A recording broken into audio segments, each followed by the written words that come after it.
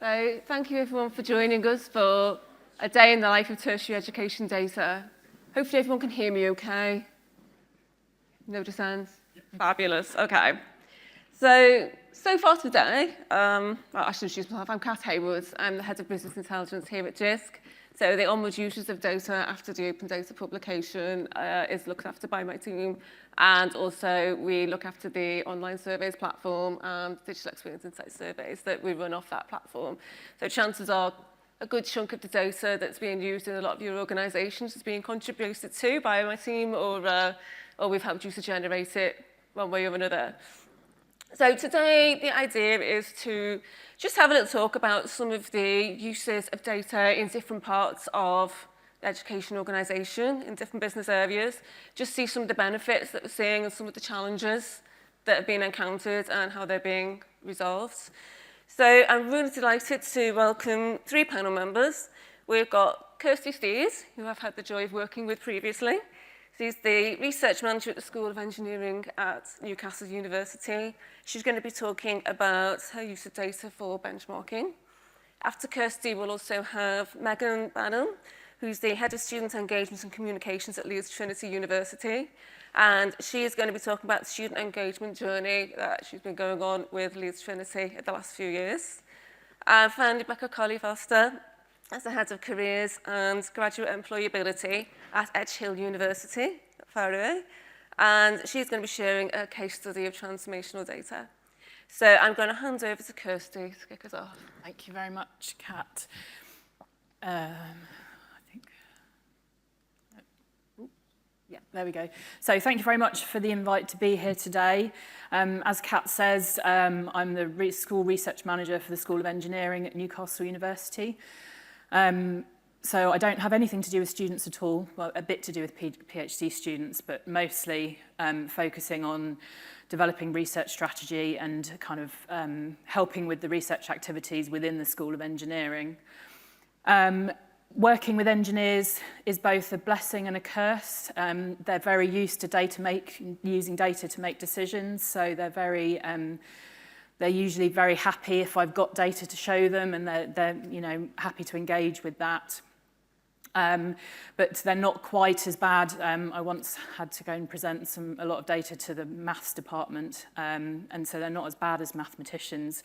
Although I will say that actually one of our speakers this morning said about, we're not statisticians, but actually we've done some work with the maths department around how we can kind of improve our data and that sort of thing. So, that's, I guess, one take home is that we have researchers who are very good at analysing data and statistics, and perhaps we should use them.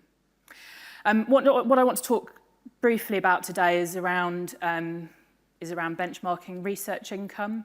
It's one of our university KPIs. I'm sure it's a KPI in a lot of other people's universities as well. And I want to show you kind of the different ways that we do that. So one of the main ways that we use is by using HESA data. I'm sure it won't come as a surprise to any of you.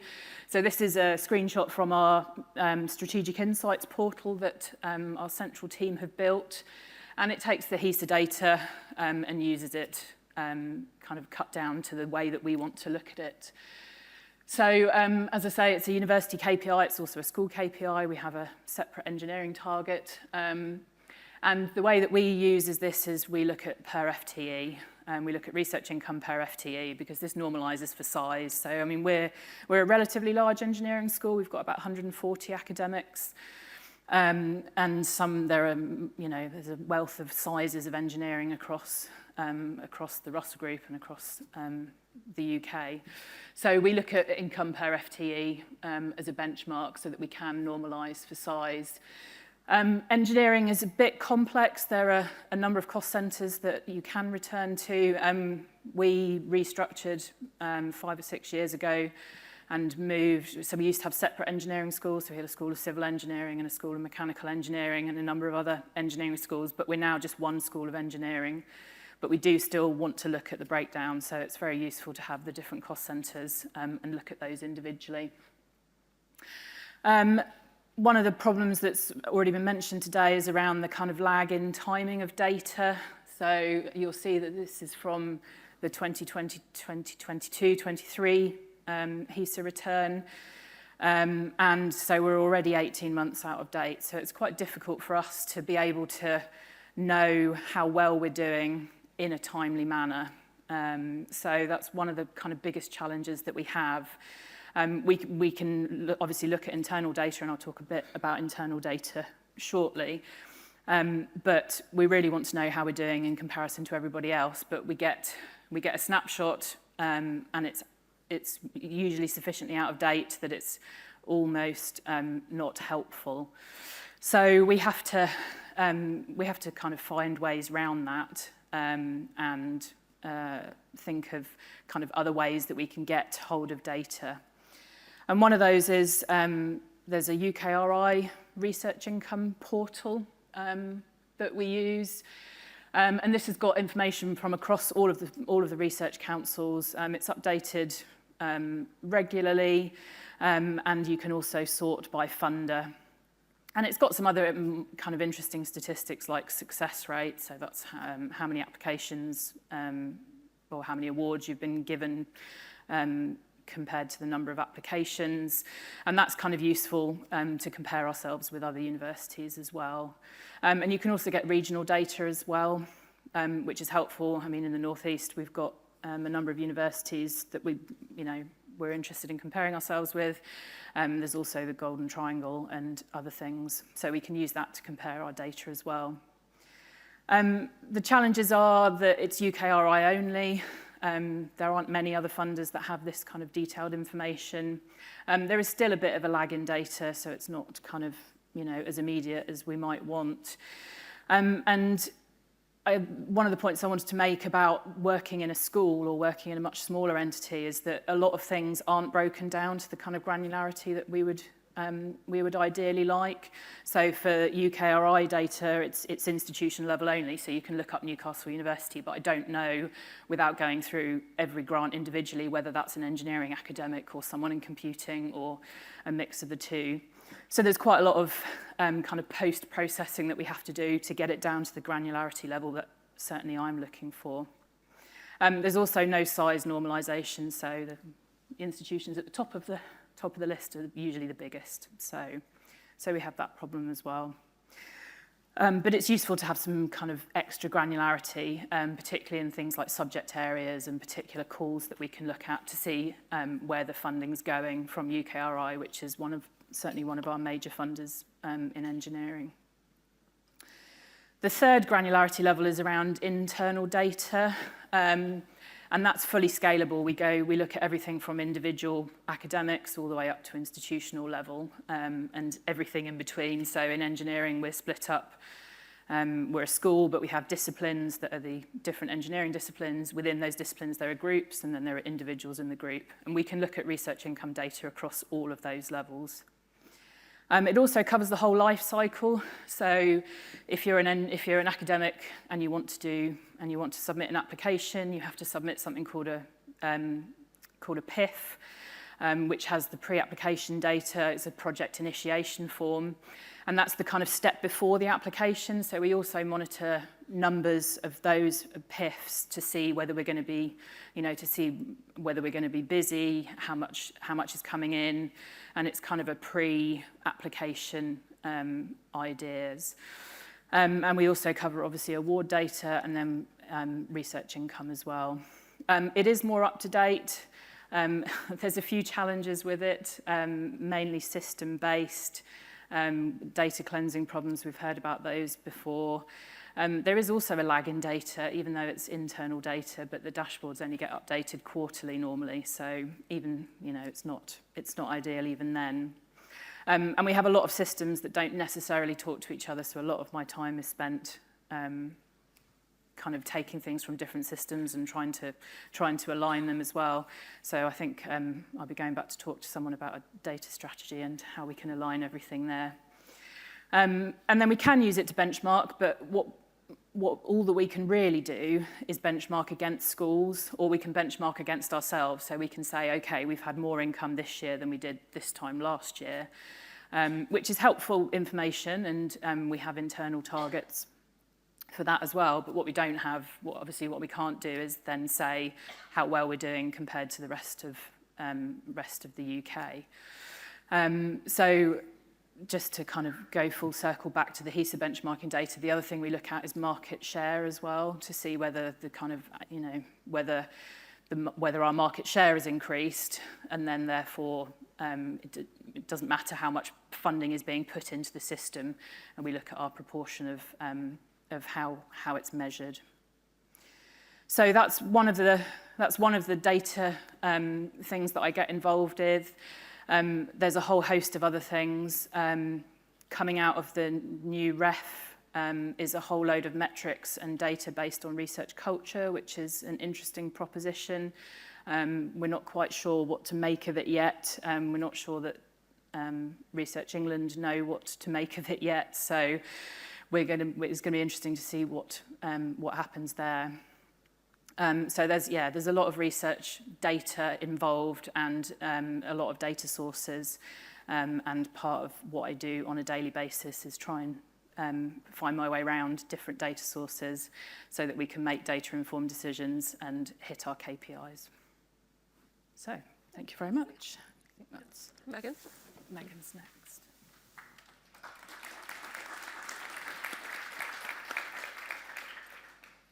Kirsty. Hi everyone, can you hear me all right? Hi, so thanks for having me here today. My name's Megan and I'm Head of Student Engagement and Communications at Leeds Trinity University.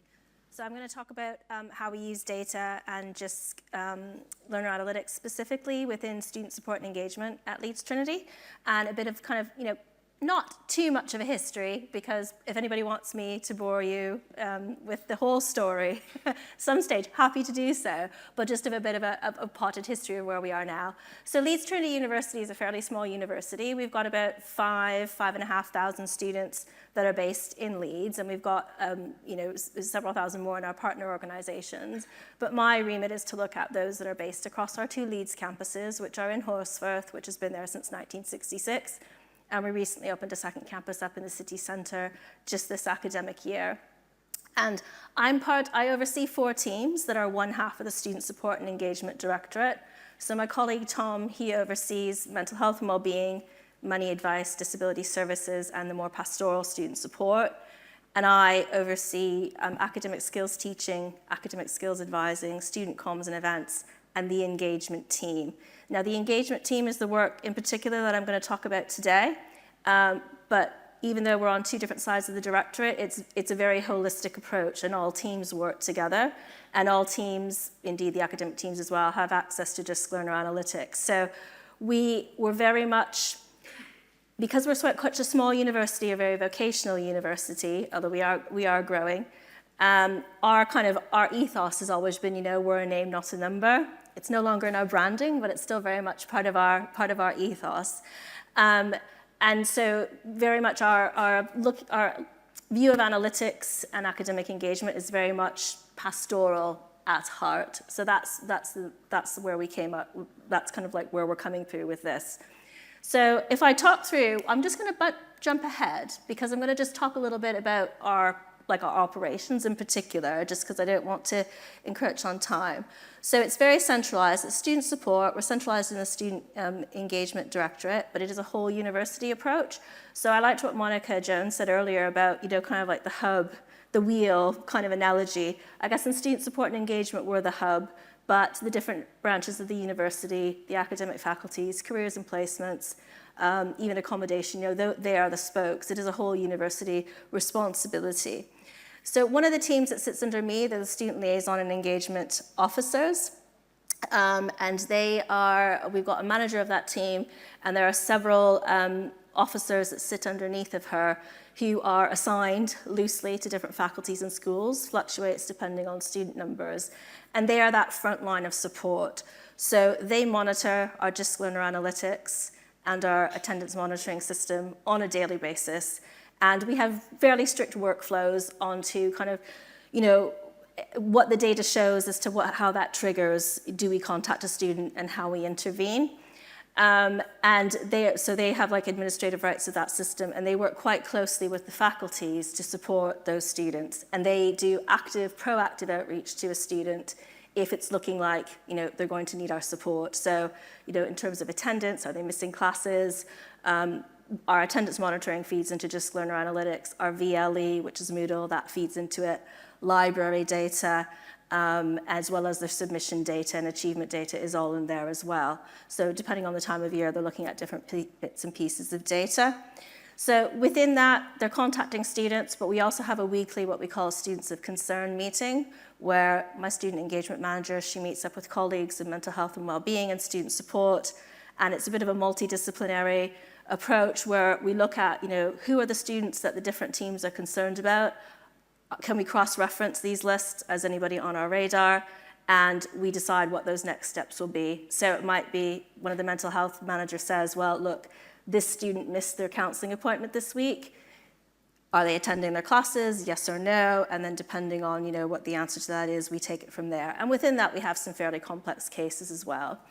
Then every 4 weeks, we have what's called a student checkpoint meeting, where the student liaison engagement officer meets with key colleagues from the academic faculty, and we go through the students who are at risk, for lack of a better expression, on our learner analytics. So we do, we have various kind of indicators as to what level of risk a student might be at. 0 being everything's fine and dandy, up to stage 4, which means they might be at risk of having their registration withdrawn.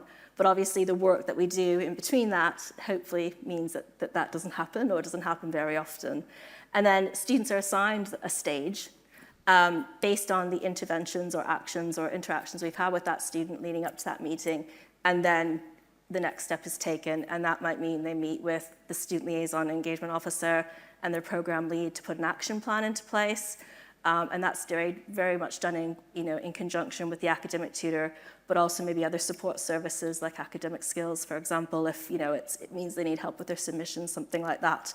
So the stages we've assigned to students, they're listed there on the screen. The idea is that we provide early proactive support and intervention to reduce students on the higher stages and ensure they're supported in a timely and effective manner, which obviously sounds a bit easier than it is in practice. So we've got the kind of quantitative data coming into Jisc Learner Analytics, that dashboard data of attendance, submissions, that sort of thing. But there's also a notes function in Jisc, if you're familiar with it, where you can write up interventions, you can write up notes on a student. And that is key to what we do at Leeds Trinity University. So all staff who are supporting students in that way, so academic faculties, student support, careers and placements, student records, they have access to that notes function. And every time we meet with a student, we add a note on the system. So all personal tutors, when they meet a student, the personal tutor notes all go into Jisc Learner Analytics. If one of the academic skills advisors or the engagement officers meet with a student, it goes on there. In terms of the more confidential data, so mental health and well-being and disability, we're looking at kind of tiered permissions on, if we can add that, but for now they kind of add information on a need-to-know basis. So we will know a student has a student, if they've been referred to mental health and well-being, or they've got, a student, had a recent diagnosis, but the details of that are obviously confidential. So the idea is we have a holistic picture of the student and the information is shared. So when a personal tutor sits down with their tutee for a personal tutor meeting, they bring up the dashboard with the student and have a look at the information there and talk about their submissions, talk about their attendance. And in an ideal world, there wouldn't be any surprises there, because if there were interventions and support in place, obviously that student's very much aware of that. But the idea is, we have these conversations, the notes are typed up while the student's there, that there's full transparency there. So it's very much that kind of holistic picture. So in terms of how we got there, it was a fairly, we're still not fully there yet. I mean, I think, things change, don't they, within a university, within the sector.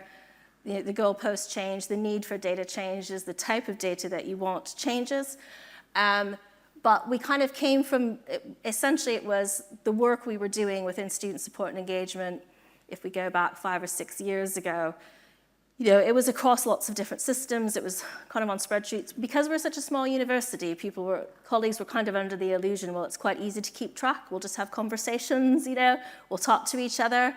And that was becoming increasingly untenable. And certainly some of the resistance that we faced when we tried to centralize things and bring on learner analytics and kind of tidy up our data was, well, you know, you're taking away that human element. Like, I just miss the days when I could come and talk to somebody in student support and we'll chat about that student. It's like, well, you can still do that, but that information needs to be shared because, you know, we've got more students, we've got more complex students, and, you know, we are going to miss things that, you know, that could be quite serious. So, you know, we went out for procurement for learner analytics, and we piloted it. I think it was February 2019. We started 2020. We started our pilot. So it was a bit of a stressful time, but we got there. And you know, it really just kind of grew from there, and we onboarded more and more teams. And right now as well, we've got a customer relationship management system that we've just procured last year that comms and events uses. But it was quite exciting because we soon realized, well, actually, we can case manage our student caseload through this as well. So we are looking at options to integrate our CRM with learner analytics. But in the meantime, you know, the student support services, we're onboarding them and they're starting to case manage their students that way. So we've got, you know, we've got the kind of real-time data. We've got, you know, information on our students. It just makes the caseload, you know, working a lot easier. So between that and Jisc, it's, you know, it's quite an exciting opportunity. So that's our kind of our next steps is, you know, kind of integrating that and looking towards well-being analytics. But I guess the big kind of takeaway for us is that, you know, just kind of having this holistic picture of a student where the information is shared across the university is really, really valuable. And I'm sure the challenges for that will come up when we have the Q&A. So I'll leave that there and I'll hand over to Becca now. Thank you. Thank you, Becca. Thanks. Hi, everyone. So I'm Becca Colley-Foster. I'm Head of Careers at Edgehill University. And I want to talk about a case study of transformational data, which is based around career readiness. And just a quick show of hands in the room, how many of you have heard of career readiness? So a few of you. So for those of you that aren't aware of it, it was really led by the University of London group a few years ago, and they actually undertook a learning gain project to look at the validity of the data. And career readiness is asked at the introduction to university, so enrolment and re-enrolment. We ask students, as a compulsory part of that process, a number of questions. We only introduced this in 21-22, but the data has been absolutely transformational. And unlike the data lags that we've been talking about throughout the day, we have data that's in real time. And we also have near on 100% engagement in that because students have to answer it in order to be able to enrol. And if they don't enrol, they can't start at the university. So I actually I analysed that data in 3 days because I'm mad. I did try using Copilot to help me analyse some of it this year, and it worked in some cases and it didn't work in others, but please don't tell my bosses I used AI. So there are generally a number of standard questions that get asked as part of career readiness. What are your work experience, what support do you have, etc. But the really thing that transformed our data was asking students, do you have a career goal or what are your future plans in 22-23?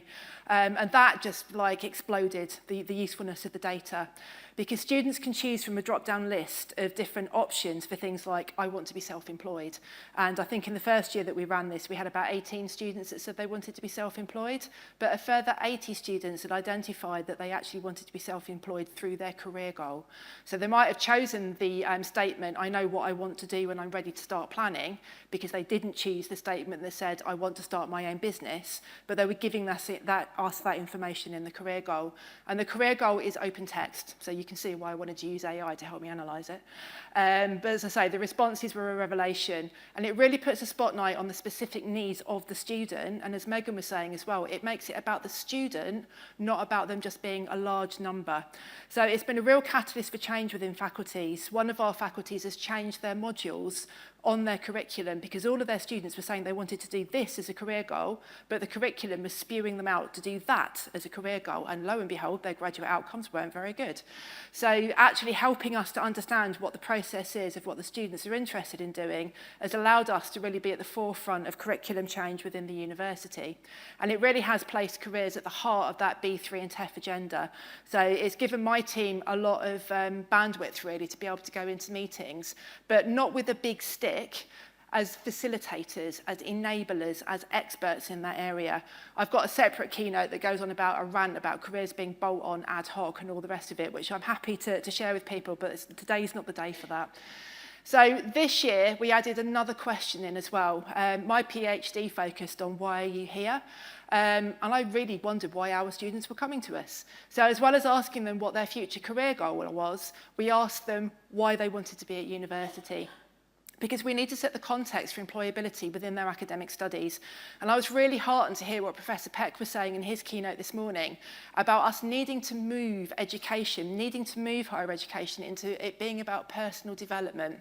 Because when you look at the answers to the question as why are you here, for the students that don't have a career goal, it's all about personal development. And for those that do have a career goal, it's also mainly about personal development. No one's saying really that they just want to come to university to study that subject. They're saying they want to get a job, or because they need to get the qualification, or because they need to do this, that, and the other. It's kind of taken as read that you want to do that degree, but you need to know what you want the next stages on that to be. And really, for us, that's where the data comes in. So I provide filterable tables of data for course, year of study, and stage of career readiness, and so on. At the moment, my institution is split between Tableau and Power BI. IT have only just turned on the enhanced licenses for Power BI that allows us to share data within the institution, and that's only happened within the last couple of weeks. So I had these grand plans of having a careers engagement dashboard in Tableau next to our graduate outcomes data, next to our continuation and completion data. That's the one-stop shop for where everything goes. But Tableau turned off the data connector. So the tool that we use, Target Connect, I couldn't get the data into Tableau unless I paid an extortionate license with all the bells and whistles to do one tiny part of. So those filterable tables of data are in Excel, which I can share through SharePoint, and staff do go in and use that information. But my grand plan for next academic year is that we use Power BI. Don't tell IT. And in terms of the data, that will be added to their Target Connect profile. So we have now rolled out Target Connect, which is a careers and engagement platform across all of our student services. And we're also using it as a pilot for our early intervention model inputs as well. So that kind of echoes the intervention talk that we've heard again earlier with Northumbria. And when you log into Target Connect as an operator, you can see the student's name, you can see their course, you can see their stage of career readiness, you can see their career goal, and you can see the reasons why they were here, which I think is really powerful for personal tutors when they're having those conversations. So our personal tutoring policy has 10 touch points where staff are supposed to talk to students about employability. That doesn't always happen because staff are overwhelmed with that burden of personal tutoring, and a lot of that being pastoral work rather than kind of like stretching and goal assimilation work. So we're working to try and make that process more efficient at the moment using that data. But the internal data is then analysed in the context of those benchmark and threshold data sets for B3 and for TEF. So I have analysed the CAH 3, 2 and 1 data, linked it to all of our programmes, looked at that with a competitor analysis to see where we sit within the region, and we can now either use that information to promote our courses because we have 100% employability at a highly skilled level, not just employability, or we're number one in the sector for that, or we can drill it down and go, right, well, you might have got 100%, but so is everybody else. What is your unique selling point in terms of that area? So it's really helped us to actually move ourselves forward when it comes to looking at that data.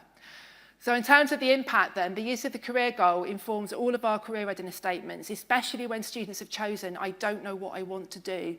And that, when you look at it from the eyes of a final year student, if they say, I don't know what I want to do, we can then target specific information to those students in real time from day one of year 3 or year 4, and actually reach out to those students. We've embedded employability within the curriculum, so there is no escape, because otherwise we were just finding that people would choose to come to us or not, and the ones that came to us were the ones that didn't really need our support. So now we go in a pincer movement within the curriculum. We've got a set of learning outcomes that have been mapped across to the OFS minimum requirements for levels of study. So at each level of study at Edge Hill, students have 6 employability learning outcomes that get built on. They're all evidenced through a skills framework, framework, which is in Target Connect. Those are our graduate attributes. And that allows students to then build up a portfolio of evidence to make it easier for them to seek and gain employment once they've finished.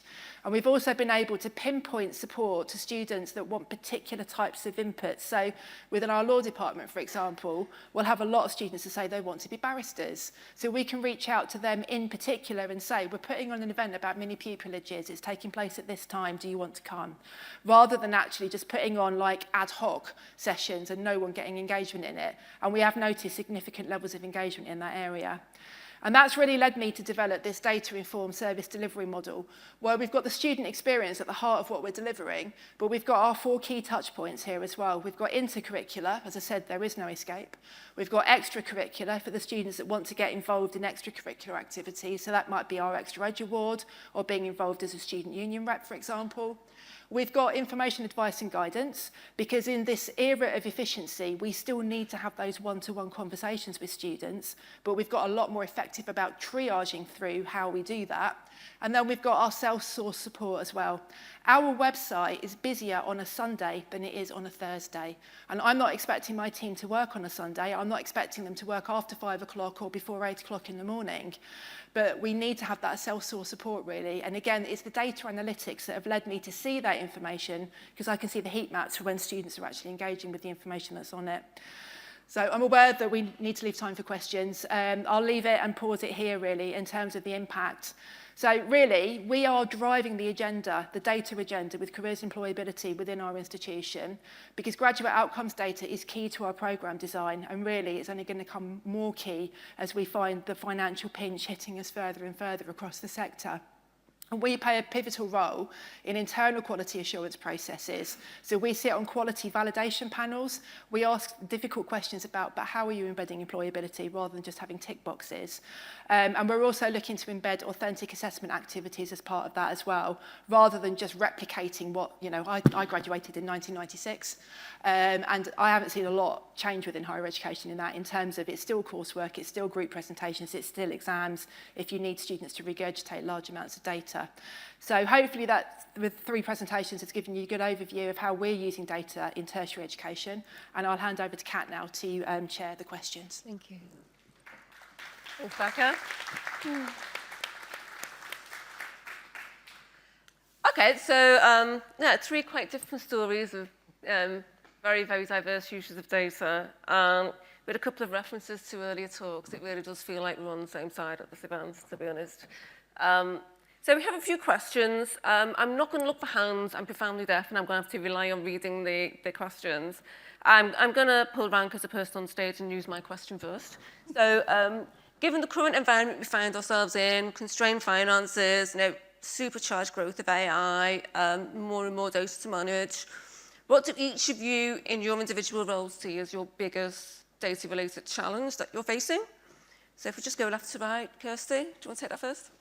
I think probably the kind of ever-increasing demand. So I mentioned about the research culture data that's come in recently, and we're having to think about things in a very different way. So I think just kind of more and more being added to the list of things, of data that we're supposed to look at and, advise on and use to make our decisions. So I think, more and more data. Constrained capacity to analyse. Yes, absolutely. Okay, Megan?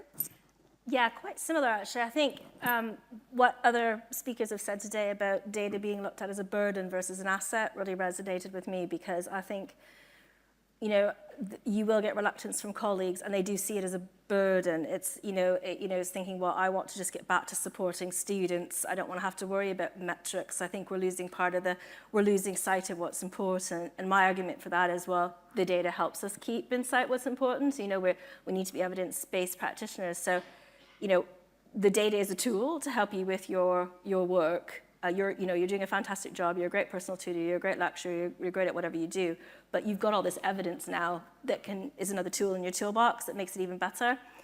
But when that data is being used, and I quote, a member of academic staff as a regulatory stick to beat us with by the powers that be, it's very hard for me to be all chipper and go into faculty meetings and say, oh, look, this is how we can, improve student engagement and your attendance metrics and all that jazz. And so I think, yeah, the challenge is, people are just under such pressure right now, and there's such pressure across the sector to, meet those OFSB3 thresholds, for example, especially at universities like mine. And trying to convince them, well, actually, it is still very much an asset. It's for us as well. It's not just for, them or out there. Yeah. Absolutely. Yeah. And Becca.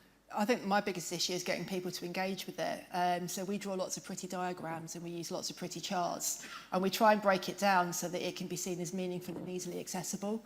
So when I first took over as head, we used to write a 30-page report to faculty board telling everyone about how wonderful we are and basically trying to prove our existence. That's now a 2-page overview which uses the data in the system to identify areas of concern but also celebrate good practice. To bring people on, really. So again, it's about taking it away from being that burden and flipping it over and making it meaningful but also easily accessible to people as well. Yeah, that accessibility is really important. Okay, so from the app, we have a few questions. The most popular so far is from Sophie Crouchman. So, who are your most important internal collaborators on data? Example, planning or HR. And how do you engage them effectively? So this could probably go to any of you. I'm going to go to Megan. So our most important internal collaborators, and what was the second part, sorry? Thank you. And how do you engage them for data? Oh, yes. Yes, I would say it's tricky to say most important because everybody's really important when it comes to providing that data. But I would say if senior leadership in the academic teams, I think it has to come from the top. You have to have, as other speakers have said today, you have to have that, that executive buy-in from the DVC, from the Pro-Vice Chancellor. But it has to be a mix. It has to be, you have to have that buy-in from the top, but you also have to have your staff champions too. So for me personally, it was when you're trying to, either enhance the system or get a system on board in the first place, pick the low-hanging fruit. Who are the academic staff, for me as a professional services staff, that you work really closely with already, who are already enthusiastic about the same things you are, and get them on board first as your staff champions. And then it's a bit of a ripple effect, and that really works. So I think that combined with that high-level buy-in, stakeholder buy-in with the that grassroots is really quite effective. In terms of engaging people most effectively, it's a long game, and it really depends on who you're dealing with. I think you really have to know the characters that you work with. But it sounds quite simple and it sounds quite flippant, but it's all down to the comms, and it's just communicating with people regularly and just asking them, what do they want from the data? How do they use the data? Some of it's down to data literacy, where they just are worried about using the system. Some of it's down to this is changing the way I work. This is not the personal approach I like. This isn't the academic way of working that I'm used to. Some of it's a fear that the data is going to be used in performance reviews and things. So not for the students, but is this going to be a reason to close down my program? Is this going to be a reason to restructure? Is this going to something like that? So I think the really clear comms about the purposes of what you're doing is the best way to engage them, and engage them regularly. So I make a pest of myself, my team and I. We're at regular faculty briefings. We get into team meetings. We're at all the staff induction days or learning and teaching days, even if we've just got a little lightning talk type of thing like we had downstairs today. Regular one-to-ones. So I put in regular meetings with the careers and placements, the student records team, with different academics, and just really keeping that communication open, because people have all sorts of questions, and you can put out your FAQs and you can, they might not read them. So but taking out, I find, it's tricky, but even just that 5 minutes to have a chat with somebody really makes a difference. But yeah, have a comms plan, but be prepared to have this more informal talks as well, and just having a coffee with someone. It sounds really flippant and it sounds really simple and it's not easy when we're all busy, but I've just found taking that 10 minutes, 5 minutes to have a coffee with someone just clears up a lot of misunderstandings and really can bring them around. Sorry, that one. Para coffee. This is therapeutic. Okay, there was an individual question for you, Megan, but I feel you've largely answered that. So I'm going to move on to one for Kirsty. So you spoke about looking at research income, but there's a question about whether you do anything around publications, quality, quantity. Yes, we do. We have to be careful of that because the university signed up to DORA, the Responsible Metrics Agreement. So we do look at publications, but we use much more general metrics like field-weighted citation index rather than looking at citations themselves. And also our own internal reviewing of outputs that we have to do as part of the REF process as well. So we do look at publication data, but are very careful about how we look at it and what we draw from that. Part of a much bigger view. Yes. Okay, well, we are at time, so probably have to end it there. I'm conscious there were a few questions that we didn't answer, but we have got a break now, so we do have an opportunity to catch our panel if you do want to ask those questions. So thanks all for joining us, and thank you so much, Kirsty, Megan and Becca, for giving us your time and your insights.